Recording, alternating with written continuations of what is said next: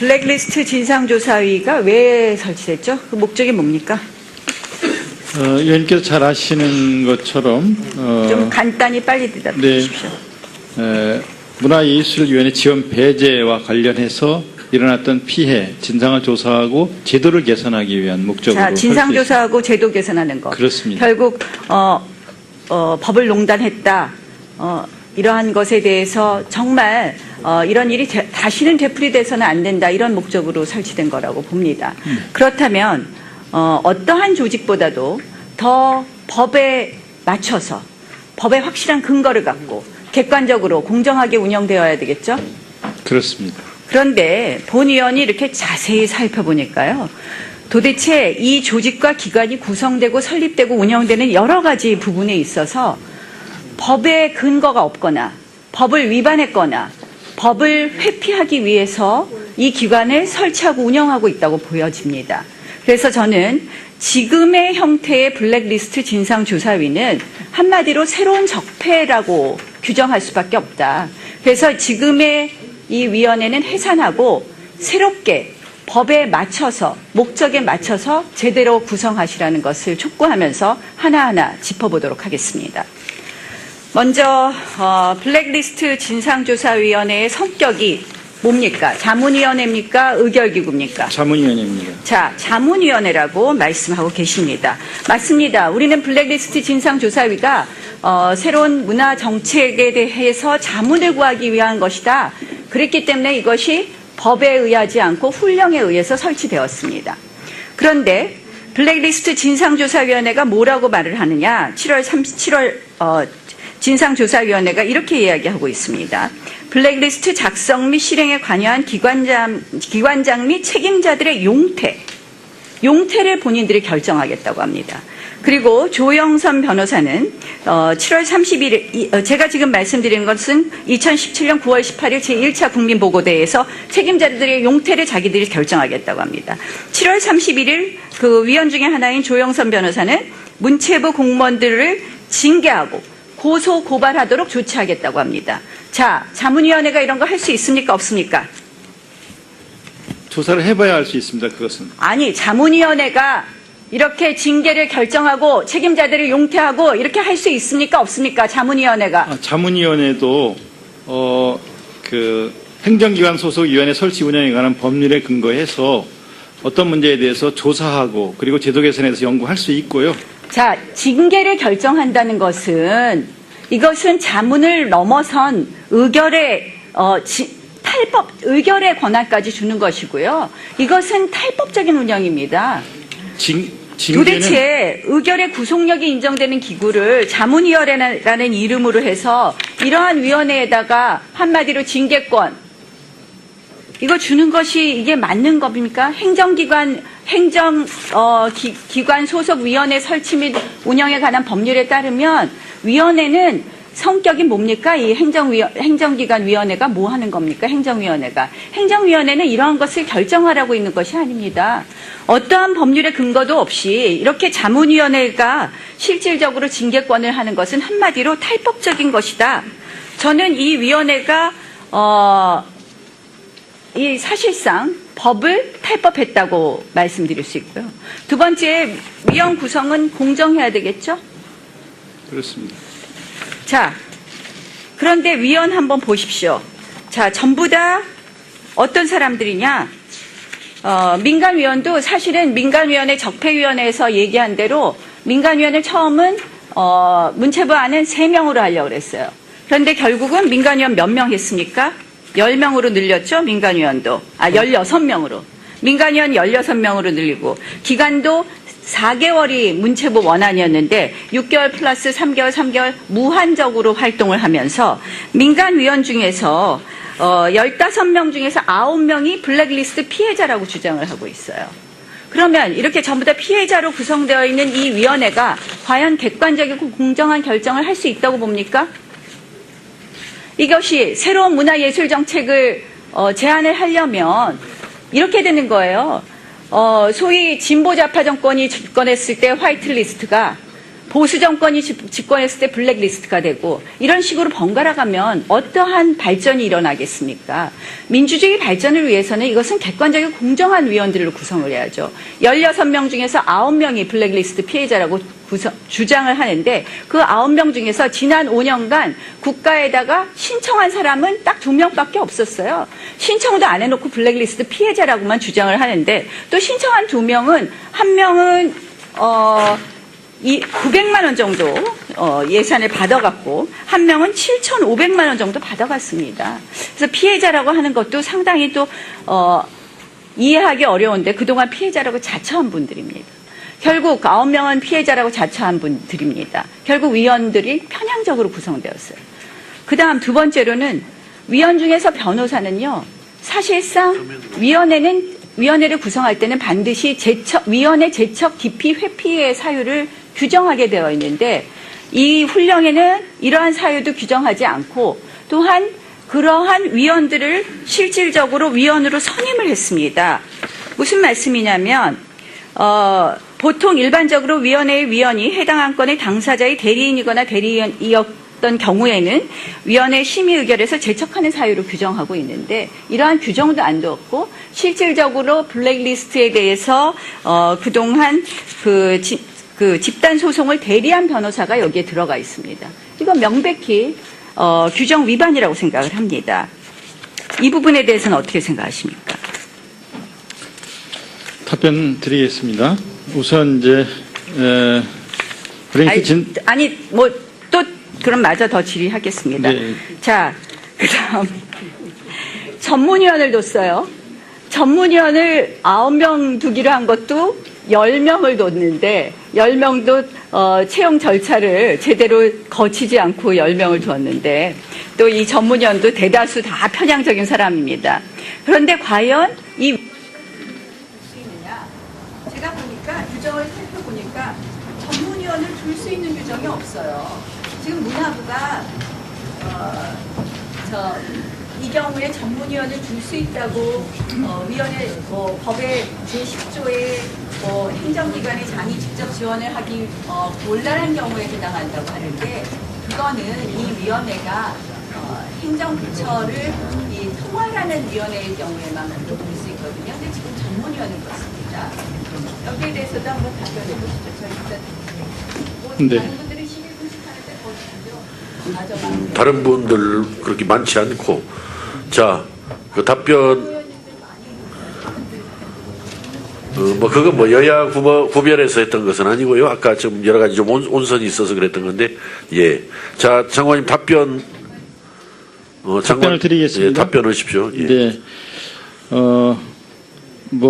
징계를 할 수 있다, 용태를 결정하겠다, 이렇게 이야기한 것은요, 용태를 결정하게 할 수 있는지는 이제 조사가 다 끝난 뒤에 그 결과를 가지고, 그 권고를 할 수 있죠. 그러면 징계를 한다든가 하는 것들은 문체부가 그건 판단할 일이라고, 설명 말씀을 드리겠습니다. 그 다음에 이제, 16명 중에 9명이 피해자라고 주장을 한다. 그래서, 이런 사람들 위주로 구성이 되었다라고 말씀하셨는데, 이제 그렇게 의원님 말씀대로 주장을 하는 거죠. 실제로 피해자인지는 이것도 한번 하나하나 살펴볼 필요가 있다는 말씀을 드리고요. 그리고 300개 단체 8천여 명으로 구성된 이 부분의 일을 계속 해온 사람들로 블랙리스트 진상조사위원회 준비위원회가 만들어지고 그런 과정을 거쳐서 구성이 되었다는 말씀을 드리겠습니다. 전문위원 아까 말씀하셨는데요. 9명에서 10명으로 늘어나는 거 이것도 편향성 이렇게 말씀하셨는데요.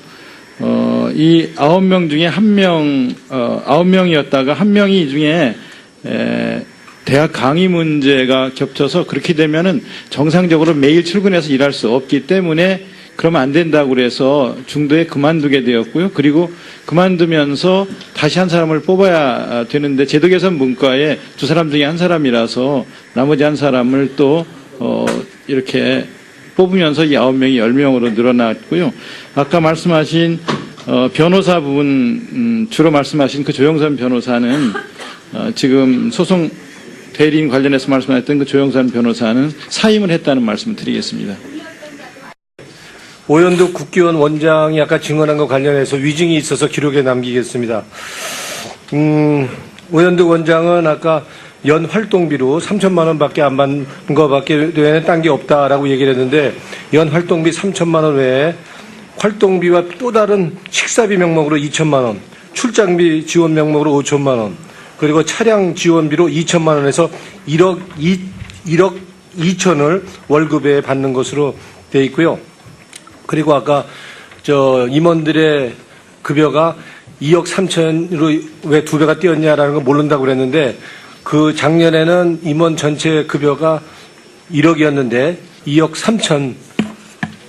3천으로 활동비가 늘은 것도 사실과 다르게 답변했다는 것을 기록에 남깁니다. 예. 이상입니다. 자, 우리 행정실에서 전문위원실에서 그 관계 아까 속기록도 좀 확인하시고 방금 노웅래 의원님 말씀하신 사항들을 확인해서 나중에 위증 여부는 판단하도록 이렇게 했으면 좋겠습니다. 자, 다음에는 아까 오영 의원님 의사진행 발언 해주시죠. 오영 의원입니다. 의사진행 발언을 좀 하도록 하겠습니다. 본 의원이 국정감사를 준비하는 과정에서 문체부 산하기관인 한국문화정보원에 대한 비리 제보를 받고 관련 내용들을 정리를 했었고 그러한 내용들의 일부가 오늘 아침 한겨레신문에 보도가 된 바가 있습니다. 그런데 그 보도 내용 이후에 문화정보원 내부에서 이 정보를 유출했다고 의심되는 직원들에 대한 협박 내지는 여러 가지 조치들이 지금 진행되고 있다라는 이야기가 들려오고 있습니다. 그래서 국감 중에라도 문체부 감사관실 직원을 한국문화정보원에 파견시켜서 이러한 부적절한 행위가 일어나지 않도록 조치를 좀 부탁드리겠습니다. 그 위원 중에 하나인 조영선 변호사는 문체부 공무원들을 징계하고 고소 고발하도록 조치하겠다고 합니다. 자, 자문위원회가 이런 거 할 수 있습니까? 없습니까? 조사를 해봐야 알 수 있습니다. 그것은. 아니, 자문위원회가 이렇게 징계를 결정하고 책임자들을 용퇴하고 이렇게 할 수 있습니까? 없습니까? 자문위원회가. 자문위원회도 그 행정기관 소속 위원회 설치 운영에 관한 법률에 근거해서 어떤 문제에 대해서 조사하고 그리고 제도 개선에 대해서 연구할 수 있고요. 자, 징계를 결정한다는 것은 이것은 자문을 넘어선 의결의 의결의 권한까지 주는 것이고요. 이것은 탈법적인 운영입니다. 도대체 의결의 구속력이 인정되는 기구를 자문위원회라는 이름으로 해서 이러한 위원회에다가 한마디로 징계권 이거 주는 것이 이게 맞는 겁니까? 행정기관 기관 소속 위원회 설치 및 운영에 관한 법률에 따르면 위원회는 성격이 뭡니까? 이 행정기관 위원 블랙리스트 진상조사위가 왜 설치됐죠? 그 목적이 뭡니까? 의원님께서 잘 아시는 것처럼 좀 간단히 빨리 대답해 주십시오. 문화예술위원회 지원 배제와 관련해서 일어났던 피해, 진상을 조사하고 제도를 개선하기 위한 목적으로. 자, 진상조사하고 제도 개선하는 것. 그렇습니다. 결국 법을 농단했다. 이러한 것에 대해서 정말 이런 일이 다시는 되풀이돼서는 안 된다. 이런 목적으로 설치된 거라고 봅니다. 그렇다면 어떠한 조직보다도 더 법에 맞춰서 법에 확실한 근거를 갖고 객관적으로 공정하게 운영되어야 되겠죠? 그렇습니다. 그런데 본 의원이 이렇게 자세히 살펴보니까요. 도대체 이 조직과 기관이 구성되고 설립되고 운영되는 여러 가지 부분에 있어서 법에 근거가 없거나 법을 위반했거나 법을 회피하기 위해서 이 기관을 설치하고 운영하고 있다고 보여집니다. 그래서 저는 지금의 형태의 블랙리스트 진상조사위는 한마디로 새로운 과연 객관적이고 공정한 결정을 할 수 있다고 봅니까? 이것이 새로운 문화예술 정책을 제안을 하려면 이렇게 되는 거예요. 소위 진보좌파 정권이 집권했을 때 화이트리스트가 보수 정권이 집권했을 때 블랙리스트가 되고 이런 식으로 번갈아 가면 어떠한 발전이 일어나겠습니까?